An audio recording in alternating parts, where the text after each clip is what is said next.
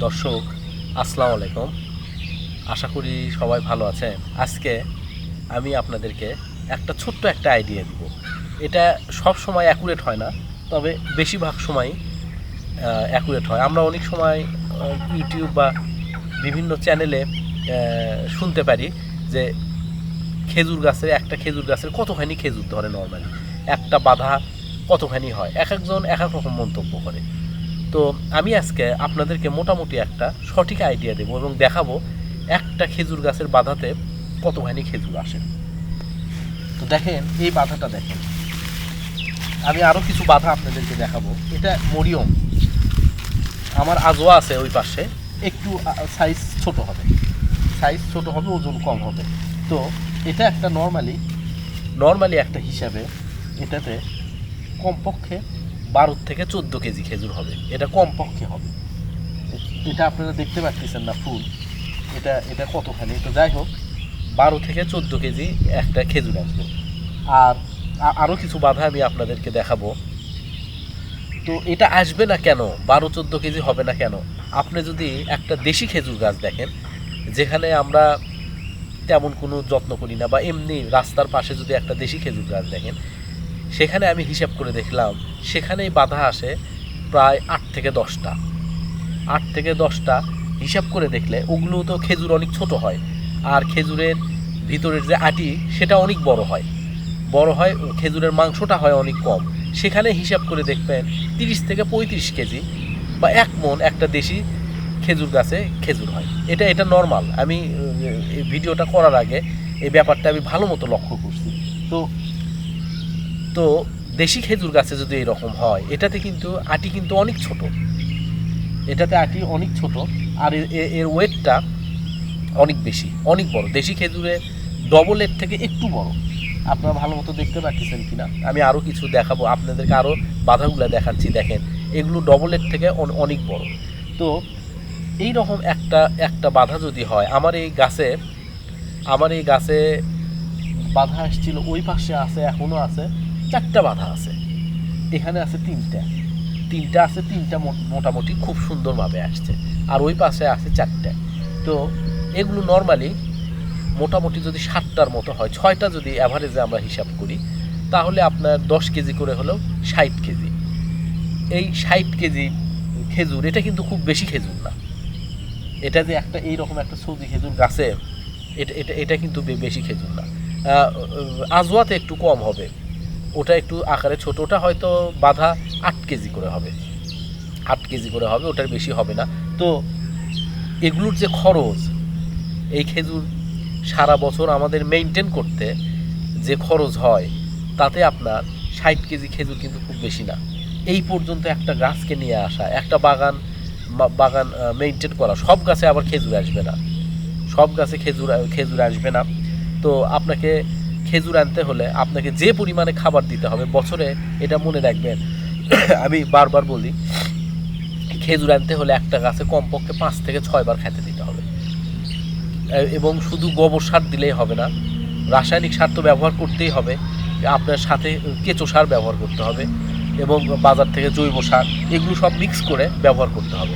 এগুলো কিন্তু সস্তা না, আমি এই জন্য বারবার আপনাদেরকে বলি যে খরচের ব্যাপারটা, এটা আমাদেরকে মেনটেন করতে হয়েছে 4 বছর ধরে, 3 বছর 4 বছর মেনটেন করার পরে আমরা এইরকম ফল পাইছি।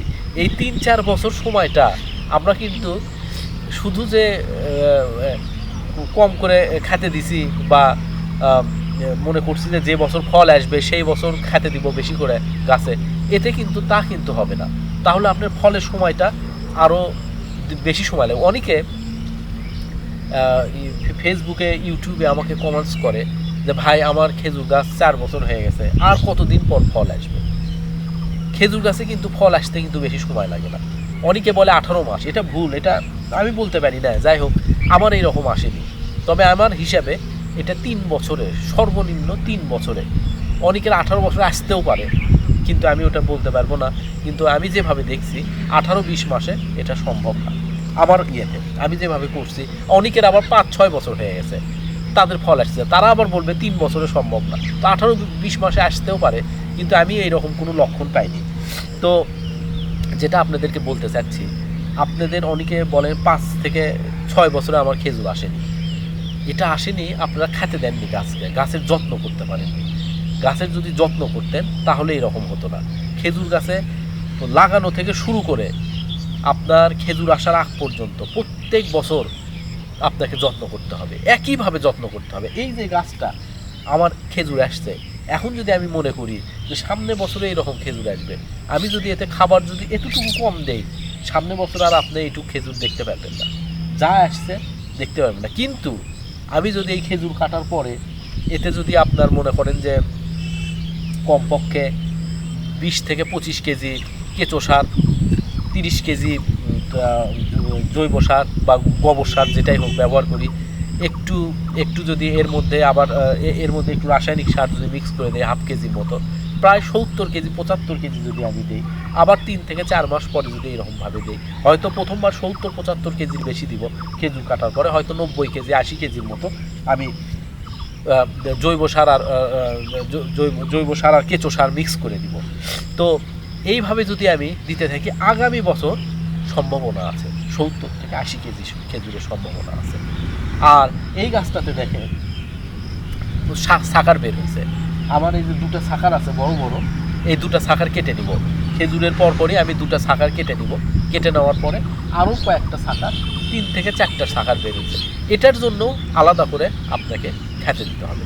আপনি যদি কোনো রকমভাবে কম যদি দেন, যে খেজুর গাছে কম দিব, এটা করব ওটা করব, তাহলে আপনার ফলন হবে না, ফলন হবে না, ফলন একেবারেই আসবে না, ফলন হবে কম, 5 বছর 6 বছর। তো আমি আজকে আপনাকে বলছি যে খেজুরের ওজনের কথা বলছি, আসলে আমি 2টা ব্যাপারে আপনাদের সাথে কথা বলবো।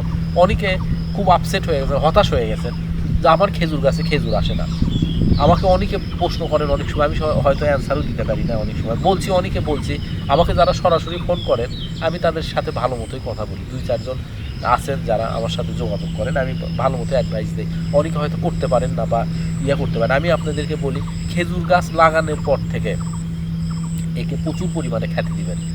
3 মাস পর পর তো দিতেই হবে, আরও কম 2 মাস পর পর যদি দিতে পারেন আরও ভালো।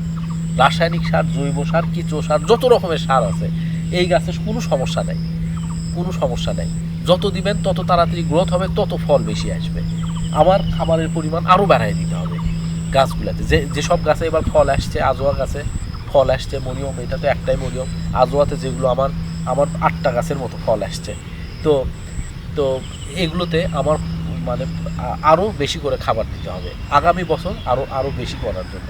আগামী বছর ইনশাল্লাহ আরও বেশি হবে। আমার অনেকগুলো বাধা আসছিল, আমি সব রাখতে পারিনি, আপনাদেরকে বারবার বলতেছি করে। তো আগামী বছর ইনশাল্লাহ আরও বেশি হবে। তো যাদের খেজুর গাছ আছে তারা মোটামুটি গাছের যত্ন করবেন, গাছে প্রচুর পরিমাণে খেতে দিবেন। যদি দেন তাহলে আপনার লস হবে না। প্রথম দিকে ইনভেস্ট প্রচুর হয়, এটাতে অনেক ইনভেস্ট হয়। দেখতে মনে হয় যে জৈব সার আর কেঁচো সারের কথা বলতেছি, 3-4 বছর মেনটেন করতে গেলে, গাছ বাগান পরিষ্কার করা, এটা সেটা করা অনেক খরচ হয়। তো এই খরচগুলো ফুল তুলতে গেলে, প্রফিট করতে গেলে আপনাকে খাবার দেওয়া বন্ধ করা যাবে না, গাছের যত্ন বন্ধ করা যাবে না, তাহলে গোটা বাগান নষ্ট হয়ে যাবে। তো দর্শক, সবাইকে অনেক ধন্যবাদ ভিডিওটা দেখার জন্য। আসসালামু আলাইকুম।